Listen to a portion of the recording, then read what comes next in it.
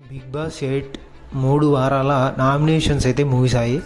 మరి ఈరోజు 4వ వారంకు సంబంధించిన నామినేషన్స్ ప్రక్రియ అయితే ప్రోమో రిలీజ్ కావడం అయితే జరిగింది. ఇందులో నబిల్ సోనియాను నామినేట్ అయితే చేశాడు. మరి అదే కారణం చేత సోనియా కూడా నబిల్ని అయితే నామినేట్ అయితే చేసినట్టు మనమైతే ప్రోమోలో చూసాం. అదే రీజన్ ఇదే రీజన్ వాళ్ళిద్దరిలో సేమ్ రీజన్స్ అయితే చెప్పుకొని ఒకరిని నామినేట్ అయితే చేసుకోవడం అయితే జరిగింది. అదైతే మనం చూస్తూనే ఉన్నాం.